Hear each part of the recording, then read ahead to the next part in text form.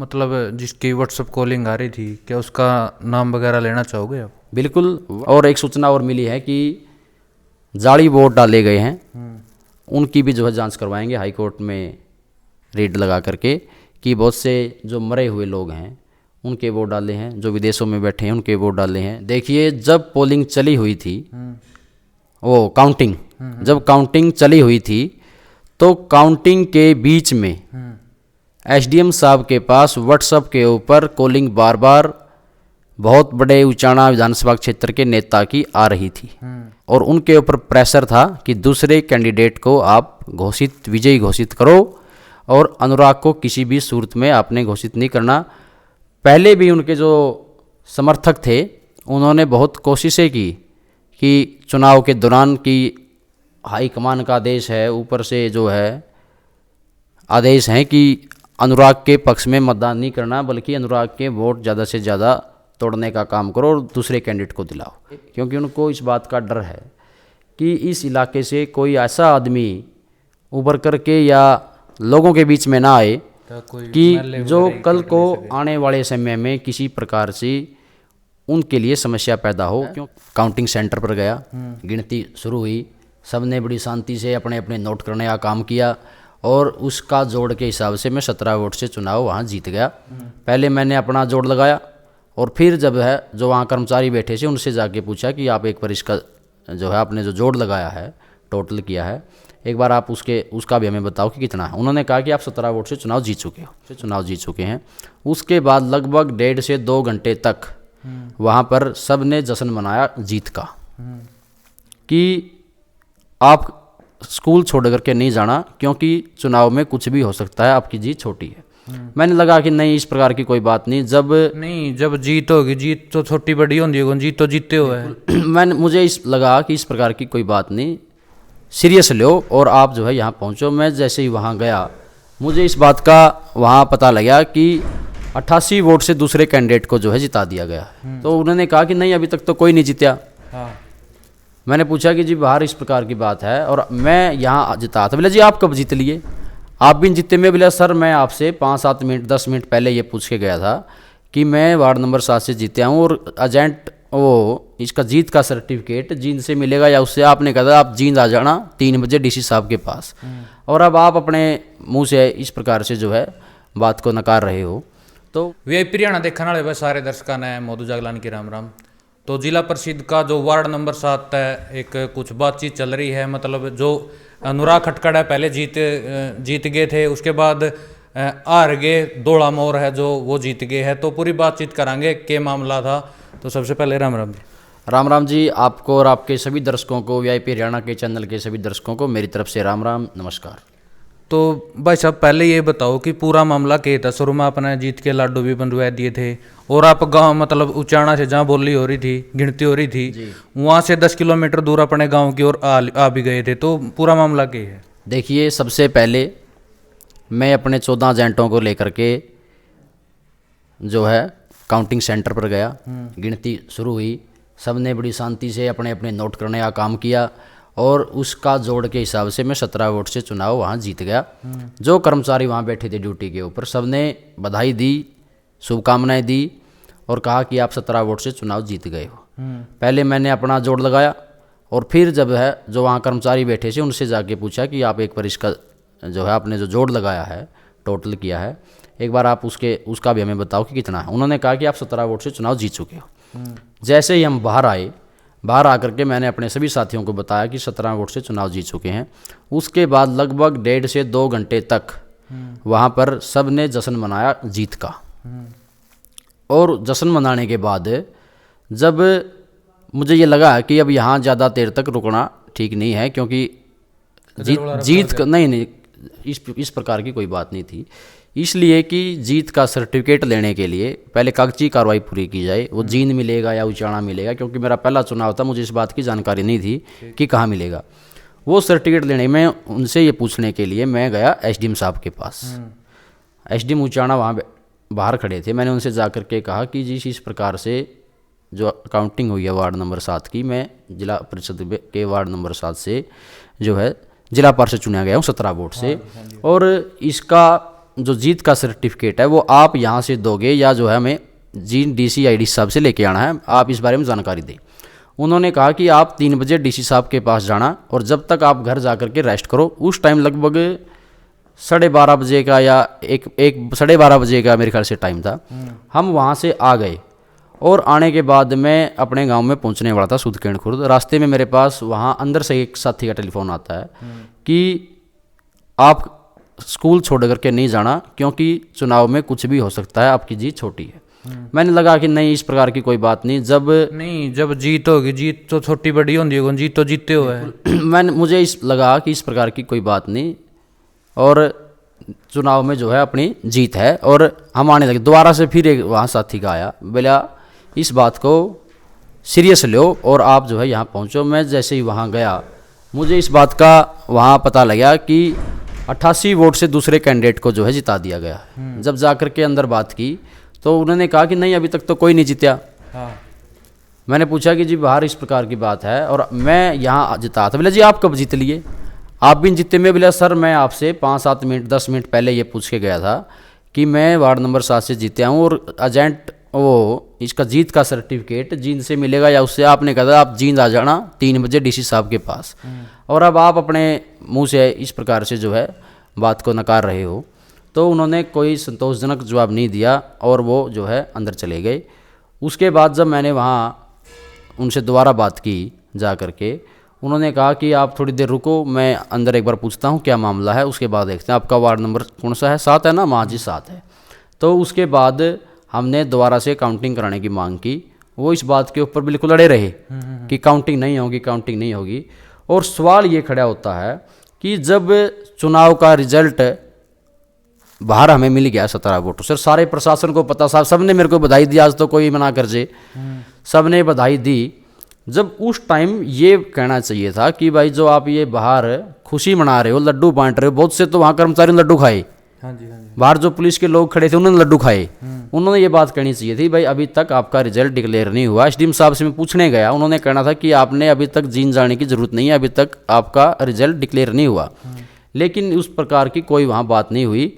और जब हम वापिस घर से जा लिए उस टाइम की और वो डिक्लेयर जब चुनाव हुआ 17 वोट से जीता था, लगभग 3 घंटे का फर्क था।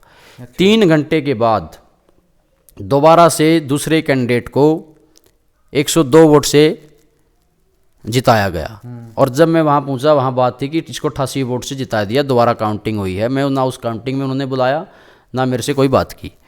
और जब मैंने दोबारा काउंटिंग कराने की मांग करी, बड़ी मुश्किल के बाद उन्होंने काउंटिंग दोबारा कराने की हाँ भरी। पहले कहते रहे कि आप इस बूथ में करवा लो, आप इसमें। मैंने कहा कि सभी बूथों में कराओ। जब वहाँ करवाई तो वहाँ करवाने के बाद वहाँ जो दूसरा कैंडिडेट था, मैंने कहा कि दूसरे कैंडिडेट को बुलाओ ताकि वो बाद में ये ना कहे कि। तो दूसरे कैंडिडेट एसडीएम साहब ने कहा कि कोई दिक्कत नहीं, आप बैठे रहो, उन वाली कोई बात नहीं। और दूसरा कैंडिडेट भी ये बात कह के चले, जब एसडीएम साहब बैठे हैं तो हमें कोई ज़रूरत नहीं है, आप करवा देना। वहाँ काउंटिंग में मैं और मेरे साथ जो 13 एजेंट और थे, मेरे समेत 14 एजेंट बनते थे, केवल हम वहीं बैठे थे और हमने ये जो है काउंटिंग करवाई और उसके अंदर 102 वोट से उसको जिता दिया। लेकिन सवाल ये खड़ा होता है कि जो सरकार ने, जो प्रशासन ने जो लिस्ट जारी की थी टोटल वोट की, वो थे 22,384 वोट टोटल पोल हुए थे सभी बूथों में, 8 के 8 गांव में। और जब चुनाव का रिजल्ट आता है तो वो 22,386 वोट मिलते हैं। यानी कि मशीन बंद होने के बाद अन्य जो 2 वोट बढ़ करके आए हैं, वो वोट कहाँ से आए? इसका मतलब ये सीधा सीधा होता है कि 17 वोट की जीत के बाद कोई और मशीन ला करके जो है गड़बड़ी की गई है और इसलिए उसका जोड़ नहीं बैठा। कोई ऐसी मशीन देखी है कि जिसके 1-2 वोट का ऊपर नीचे फर्क रहता हो टोटल काउंटिंग में, और ये की है। इस बात को लेकर के सभी तथ्य इकट्ठे कर करके मैंने आपको सबूत भी दिए हैं, PDF भी दी है जो चुनाव से जिस दिन मतलब कि पोलिंग हुई, पोलिंग के बाद वे टोटल कितने वोट पोल हुए वो भी मैंने आपको दी है, उसकी भी PDF। और जो आज काउंटिंग के बाद आए वोट वो भी मैंने आपको दिए हैं, भाई कितने वोट वो आए हैं। और मैं ये आपको दिखाता हूँ। जब मैं ये अंदर से एक पर्ची बनवा करके लाया था, ये पर्ची बनवा करके लिया था। इसमें जितेंद्र सिंह जो है उसके 6049 वोट लिखे थे जो वहाँ पर लोग ड्यूटी पर थे। और अब उनके वोट जो है 6049 से घटा करके 6015 बाद में काउंटिंग में मिले। इसका मतलब आपने इसमें तो लग गया कि इसमें तो वोट है क्या, उसकी में घेर डाल दी। इसका मतलब कुछ ना कुछ तो जो है गड़बड़ है, दाल में काला है। तो आप इस फैसले से सहमत हो या नहीं, नहीं बताओ। कौन से फैसले से? जो मतलब दौड़ा मोर जिता दिया, शुरू में आप जिता दिए थे। नहीं नहीं नहीं, बिल्कुल नहीं, बिल्कुल गड़बड़ है, 100% गड़बड़ है।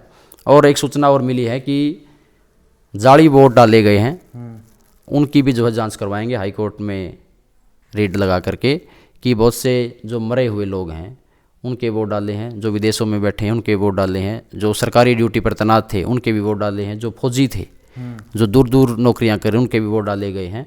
और फर्जी मतदान का अगर प्रयोग मिला तो फिर माननीय हाई कोर्ट जरूर न्याय करेगा और इसी बात को लेकर के कोर्ट में जाने का काम करेंगे। रही बात चुनाव में हार जीत की, ये हार और जीत होती रहती है, बिल्कुल। ये कोई खास बात नहीं है कि कौन चुनाव हारा कौन जीता। ऐसा कोई नेता नहीं मेरे ख्याल से तो जो चुनाव नहीं हारा होगा। बहुत से चुनाव हारे हैं, बहुत से जीते हैं।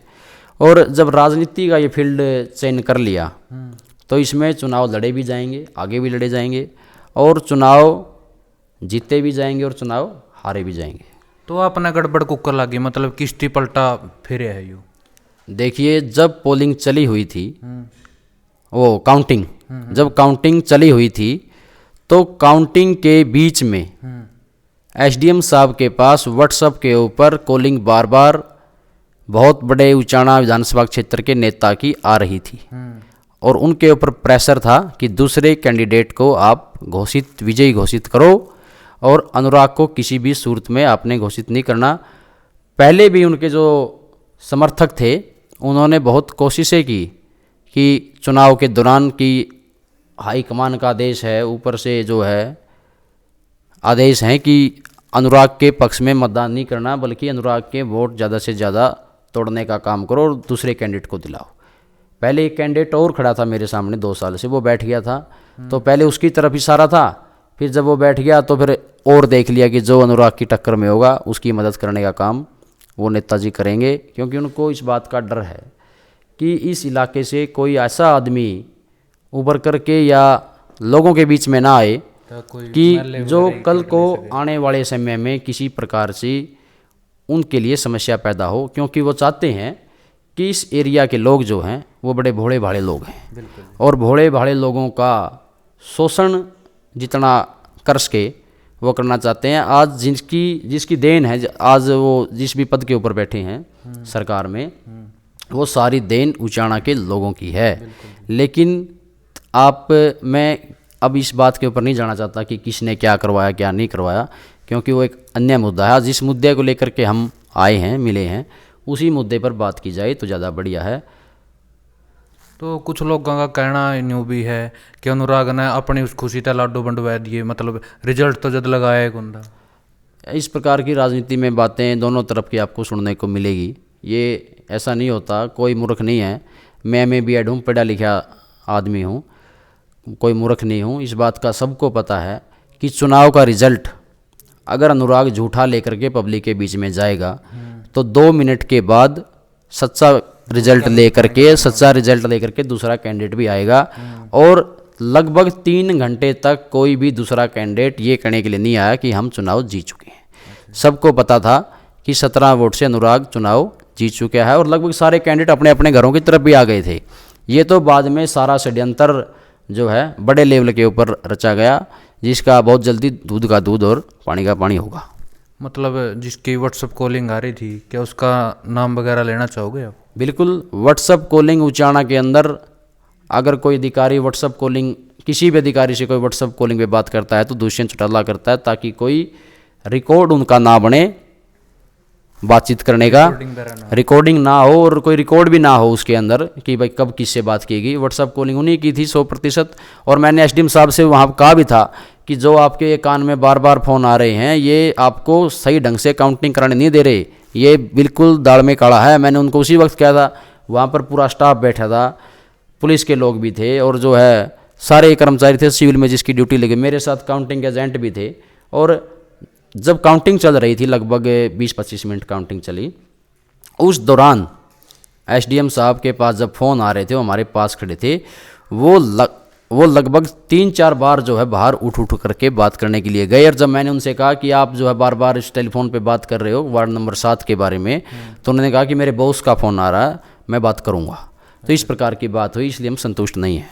तो जो 2 वोटां की गड़बड़ हुई थी, तो उस बारे में भी मतलब वो गड़बड़ को करो या अपने इस बारे में मतलब आवाज़ नहीं उठाई? बिल्कुल कहा था, लेकिन जब राजनीतिक बड़े लोगों का, नेताओं के, उसके अफसरों के ऊपर प्रेशर हो, तो अफसर जो है सरकार के होते हैं, ना कि मेरे जैसे साथियों के जो इस इलाके की, गरीब की, पिछड़े की, शोषित की, कमेरे की आवाज़ लड़ने के लिए आपके बीच आया हो। उसकी कोई नहीं सुनता, ये उसकी सुनते हैं जो सत्ता पक्ष में बैठा हो और माड़ की कुर्सी पे हो। तो इसके बाद मतलब आप कानून का सहारा लेना चाहोगे इस फैसले के बारे में? बिल्कुल लेंगे, हाई कोर्ट में जाएंगे, हाई कोर्ट में जा करके दूध का दूध, पानी का पानी करवाने का काम करेंगे। हार जीत किसी की हो, ये कोई बात नहीं, लेकिन मन का वहम ज़रूर निकालना चाहिए। और ये मेरे साथी जितने भी हैं, सभी के गांव से टेलीफोन भी आए हैं और मिलने भी आए हैं बहुत सारे लोग, सब ने कहा है कि इस बात की जो है जांच करवाई जाए। अच्छा, एक बात और, मतलब जो जाली वोट है, क्या उनका पता लग सका है कि यहाँ जाली वोट पड़ रहे हैं? बिल्कुल पता लगेगा। जो जिस दिन पोलिंग होती है उनकी लिस्ट बनती है, निशान लगते हैं, मार्क लिस्ट उसको कहा जाता है। वो मार्क लिस्ट हाई कोर्ट में आएगी और पता चलेगा कैंडिडेट के गांव में लगभग जो वोट भी आए वो कैंडिडेट को ही मिले हैं। तो वहाँ से पता लगेगा कि जो लगभग दूर जो 400, 500, 800 किलोमीटर जो लोग नौकरियों पर बैठे हैं, जो फौज की नौकरी पर, जहाँ उनकी वहाँ भी ड्यूटी लगी हुई है और वो वोट भी डाल गए, ऐसा नहीं हो सकता। इसका मतलब फर्जी मतदान था। तो जाली वोट मतलब इस वार्ड में कौन से गांव में पड़े हैं? आपका गांव में या सिर्फ मांडी में पड़े हैं? नहीं, जाली वोट जो डालने की बात है, मेरे पास मांडी गांव की सूचना है कि मांडी गांव में ऐसा हुआ है, क्योंकि मांडी गांव का कैंडिडेट ही था। और उसके ऊपर जो है रीट लगाएंगे और सारी जो मशीनें हैं वो हाई कोर्ट में ला करके गिनती करने का काम करेंगे। तो अनुराग भाई तो बात करी है, अगर जो अपने विचारों और भाई को रखना चाहता हो तो जो स्क्रीन पे दिया गया नंबर है उस पर आप कॉल कर सको, हम आपकी भी बातचीत ज़रूर सुनेंगे। फिलहाल भाई के बारे में जो विचार है, इस फैसला के बारे में जो अपने विचार है, वो नीचे कमेंट बॉक्स में देने हैं और वीडियो को ज़्यादा से ज़्यादा शेयर करें। मिलते किसी नेक्स्ट वीडियो में, तब तक के लिए जय हिंद।